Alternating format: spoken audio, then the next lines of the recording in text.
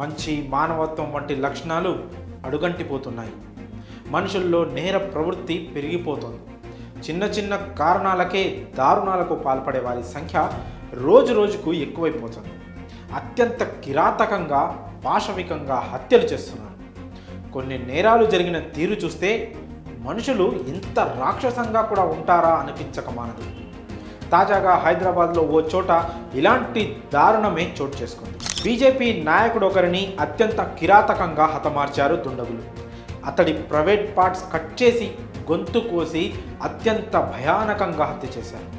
Hyderabad Yousufguda LN నగర్లో BJP నేత ఒకరు దారుణ హత్యకు గురయ్యారు. 10 మంది గుర్తు తెలియని దుండగులు అత్యంత పాశవికంగా దాడి చేసి హత్య చేశారు. వివాహేతర సంబంధమే ఈ దారుణానికి కారణంగా తెలుస్తోంది. ఈ ఘటనపై పోలీసులు తెలిపిన వివరాలు ఇలా ఉన్నాయి. నాగర్ కర్నూలు జిల్లాకు చెందిన సింగోటం రాము బీజేపీ పార్టీ వ్యవహారాల్లో చురుగ్గా పాల్గొనేవాడు. దాంతోపాటు రియల్ ఎస్టేట్ వ్యాపారం చేసేవాడు. ఇక వ్యక్తిగత జీవితం విషయానికి వస్తే అతడికి భార్య, ఓ కుమార్తె ఉన్నారు. రాము భార్య కుమార్తె స్వగ్రామంలో ఉంటుండగా అతడు మాత్రం యూసఫ్గూడ ఎల్ఎన్ నగర్లో అద్దెకుంటున్నాడు. అయితే బుధవారం రాత్రి 11 గంటల సమయంలో కొందరు గుర్తు తెలియని దుండగులు అతడు అద్దెకు ఉంటున్న నివాసం దగ్గరకు వచ్చి రాముపై దాడి చేశారు.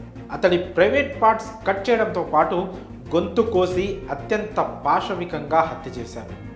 దారుణం గమనించిన స్థానికులు దీని గురించి పోలీసులకు సమాచారం ఇవ్వడంతో వారు సంఘటనా స్థలానికి చేరుకొని కేసు నమోదు చేశారు.